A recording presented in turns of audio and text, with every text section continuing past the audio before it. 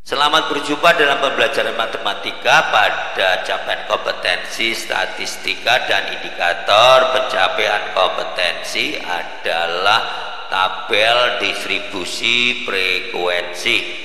Tabel distribusi frekuensi adalah alat penyajian data statistika yang berbentuk kolom dan baris yang di dalamnya terdapat susunan data yang telah dikelompokkan menurut kategori tertentu. Berikut unsur-unsur yang terdapat dalam tabel distribusi frekuensi. Disajikan tabel distribusi frekuensi yang merupakan nilai matematika dari 60 siswa. Di sini terdapat beberapa kelompok. Yang pertama dari 47 sampai dengan 55, 56 sampai dengan 67 sampai dengan 64, 65 sampai dengan 73, 74 sampai dengan 82, 83 sampai dengan 91, dari 92 sampai dengan 100. Dari 47 sampai dengan 45 dan seterusnya yang disebutkan tadi, ini yang dinamakan dengan kelas. Jadi setelah data itu diurutkan, maka dibuatlah kelompok dengan aturan tertentu yang panjangnya sama. Ini yang dinamakan dengan kelas. Kemudian dari kelas ini, dari kelas yang dibuat ini terdiri dari ujung, yaitu ada ujung 47, 56, 65, 74, 83, 92. Ini yang dimaksudkan dengan ujung kelas atau batas kelas. Kemudian batas kelas dari masing-masing itu ada dua, yaitu batas kelas atas dan batas kelas bawah. Batas kelas yang pertama, batas kelas bawahnya adalah 47 dan batas kelas atasnya adalah 55. Kelas yang kedua batas bawahnya 56, batas atasnya adalah 64. Kemudian kelas yang ketiga, batas bawah kelasnya adalah 65 dan batas atas kelasnya adalah 73. Kemudian kelas yang keempat, kelas bawah atas kelas bawahnya adalah 74 dan batas kelas atasnya adalah 82. Kemudian kelas yang kelima, yaitu batas bawahnya adalah 83, kemudian batas atasnya adalah 91. Kemudian kelas yang keenam, yaitu batas bawahnya 92 dan batas atasnya adalah 100. Kemudian yang selanjutnya adalah tepi kelas. Tepi kelas itu dibagi menjadi dua atau terdiri dari dua bagian. Yang pertama adalah tepi kelas bawah, kemudian yang kedua adalah tepi kelas atas. Tepi kelas bawah itu diperoleh dari batas bawah kelas dikurang 0,5. Kemudian tepi kelas atas diperoleh dari batas kelas atas ditambah 0,5. Nah, pengurangan dan penambahan 0,5 ini apabila kelas-kelasnya ujung batas bawah dan ujung kelas atasnya itu adalah merupakan bilangan bulat. Tapi kalau merupakan bilangan desimal terdiri dari satu angka di belakang koma, maka penambahan dan pengurangannya adalah 0,05. Begitu juga dan seterusnya. Nah, dari masing-masing kelas untuk tepi bawahnya dapat dilihat dari sajian berikut. Yang pertama adalah tepi kelas bawah. Tepi kelas bawah itu diperoleh dari batas bawah, yaitu 47,5 dikurang 0,5, maka 46,5. Kemudian tepi kelas atas itu adalah batas kelas atas ditambah 0,5, yaitu 55,5. Kemudian yang kelas kedua, tepi bawah kelas kedua yaitu 56,5 dikurang 0,5 yaitu 55,5. Kemudian tepi kelas atas yang kedua adalah 64 ditambah atas pada kelas yang kedua yaitu 64 ditambah 0,5 menjadi 64,5. Kemudian tepi bawah kelas yang ketiga yaitu 65,5 dikurang 0,5 menjadi 64,5. Kemudian tepi atas kelas yang ketiga adalah 73 ditambah 0,5 menjadi 73,5. Kemudian tepi bawah kelas yang keempat adalah 74,5 dikurang 0,5 jadi 73,5. Di atas kelas yang keempat yaitu 82 ditambah 0,5 menjadi 82,5. Tepi bawah kelas yang kelima, tepi bawah kelas yang kelima ada 83 dikurang 0,5 menjadi 82,5. Kemudian tepi atas kelas yang kelima adalah 91 ditambah 0,5 menjadi 91,5. Kemudian tepi bawah kelas yang terakhir yaitu yang keenam yaitu 92 dikurang 0,5 menjadi 91,5. Kemudian tepi atas kelas yang ke-6 atau yang terakhir adalah 100,5 itu dibeli dari 100 ditambah 0,5. Dengan demikian dapat diperoleh kesimpulan bahwa tepi atas kelas yang pertama sama dengan tepi bawah kelas yang kedua, tepi atas kelas yang kedua sama dengan tepi bawah kelas yang ketiga, tepi atas kelas yang ketiga sama dengan tepi bawah kelas yang keempat, tepi atas kelas yang keempat sama dengan tepi bawah kelas yang kelima, tepi atas kelas yang kelima sama dengan tepi bawah kelas yang ke-6, begitu seterusnya. Kemudian akan menentukan panjang kelas. Panjang kelas itu merupakan tepi atas dikurang tepi bawah. Jadi tepi atas masing-masing kelas dikurang tepi bawah.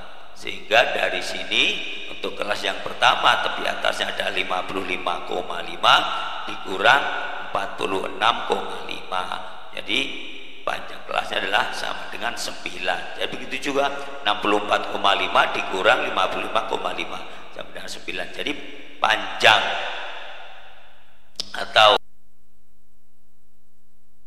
kemudian titik tengah itu adalah setengah dari batas bawah ditambah batas atas atau batas bawah ditambah batas atas dibagi 2. Itu yang namanya titik tengah. Sehingga dari sini untuk kelas yang pertama titik tengahnya adalah 47 ditambah 55 dibagi 2 ya sama dengan 51. Itu adalah titik tengah yang pertama. Titik tengah yang kedua adalah 56 ditambah 64 dibagi 2 sama dengan 60. Titik tengah kelas yang ketiga adalah 65 ditambah 73 sama dengan 138 dibagi 2 sama dengan 69. Begitu juga seterusnya. Titik tengah kelas yang keempat adalah 74 ditambah 82 dibagi 2 sama dengan 78. Kemudian titik tengah kelas yang kelima adalah setengah dari 83 ditambah dengan 91 sama dengan 87. Titik tengah yang terakhir yaitu kelas yang ke-6 adalah 92 ditambah 100 dibagi 2 sama 96. Atau dari titik tengah yang pertama ditambah dengan 9, dari titik tengah yang kedua juga ditambah 9, begitu juga seterusnya sampai dengan kelas yang terakhir. Susun tabel distribusi frekuensi berkelompok. Data yang sudah diurutkan disebut dengan statistik jajaran atau statistik peringkat. Dari statistik jajaran diperoleh datum terkecil yang disebut dengan statistik minimum atau X-min sama dengan X1, dan datum terbesar disebut statistik maksimum atau X-max sama dengan Xn. Kedua, statistik tersebut disebut dengan statistik ekstrim. Langkah-langkah penyusunan tabel distribusi frekuensi. Yang pertama dari data mentah. Data mentah adalah data yang belum diurutkan atau data yang masih dapat. Kemudian dibuat statistik jajaran. Kemudian ditentukan nilai rentang, yaitu dengan rumus R sama dengan X max dikurang X min. Kemudian menentukan banyak kelas dengan menggunakan kaidah empiris Stargess, yaitu K sama dengan 1 plus 3,3 log N, dengan N adalah banyaknya data. Kemudian menentukan panjang atau interval kelas. Menentukan panjang atau interval kelas digunakan rumus atau perbandingan rentang dibagi banyaknya kelas, jadi R per K. Selanjutnya menentukan frekuensi setiap kelasnya dengan menggunakan sistem torus atau boleh langsung juga, dalam hal ini langsung dilihat berapa cacahannya. Kemudian disusun tabel distribusi frekuensi berbentuk kelompok. Selanjutnya kita akan membuat dari contoh, yaitu suatu data diperoleh dari 50 kali pengukuran. Dalam hal ini dalam ukuran sentimeter sebagai berikut.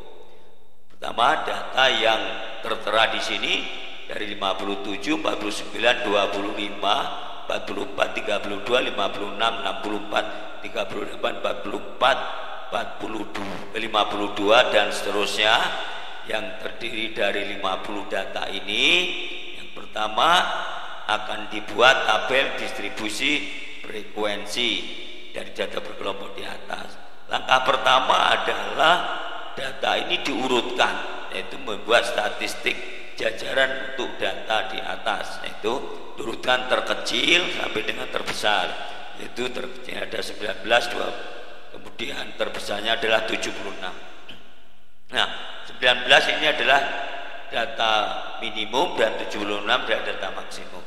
Sehingga dari sini dapat dibuktikan bahwa berdasarkan statistik jajaran tersebut diperoleh rentang, yaitu diperoleh dari X maksimum dikurang X data terbesar dikurang data terkecil, sehingga diperoleh 76 data besar dikurang 19 sama dengan 57. Kemudian menentukan banyak kelas dengan menggunakan kaidah empiris Stargess, yaitu untuk ukuran data N sama dengan 50 diperoleh K sama dengan 1 ditambah 3,3 dikali dengan log 50, di mana log 50 itu sama dengan 1,1989 dikali 3,3 ditambah 1 menjadi 6,61. Kemudian banyaknya kelas dibulatkan ke atas, yaitu menjadi 7 buah. Jadi banyaknya kelas nanti ada 7 buah.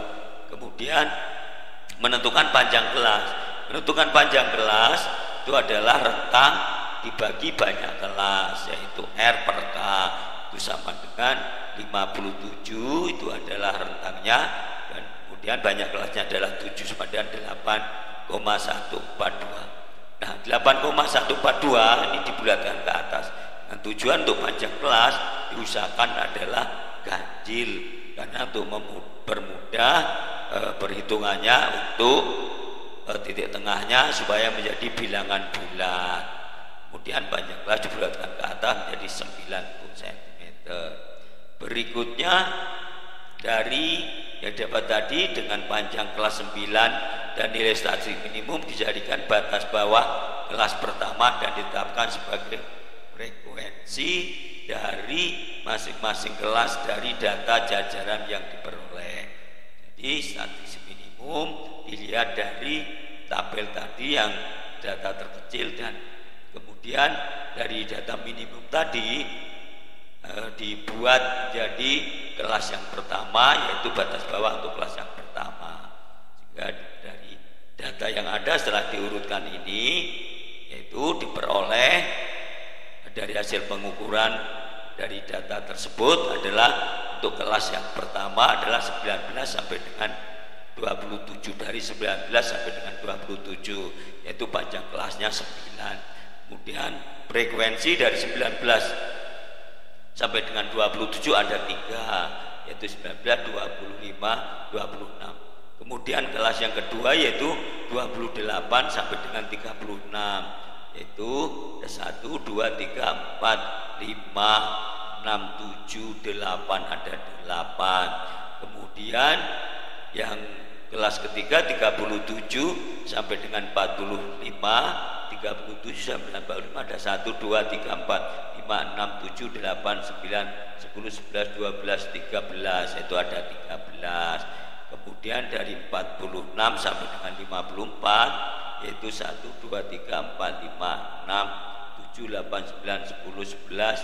12, 13, 14, ada 14. Kemudian 4 dari kelas yang kelima yaitu 54, yaitu 55 sampai dengan 63, yaitu ada 1, 2, 3, 4, 5, 6, yaitu ada 6. Kemudian dari 64 sampai dengan 72, 64, 65, 66, 68, 72 ada 4 data. Kemudian kelas yang ke-7, kelas yang terakhir adalah dari 73 sampai dengan 81, itu ada 2. Demikianlah ini tabel distribusi frekuensi yang dibuat dari data-data setelah diurutkan ini.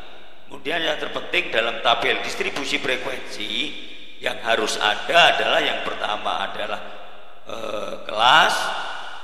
Kemudian dari kelas ini maka akan ditentukan frekuensi. Untuk selanjutnya dapat ditentukan dari seperti titik tengah dan lain-lain. Kemudian batas bawah, tepi bawah itu dapat dilihat dari tabel distribusi frekuensi berikut. Sekian, terima kasih, semoga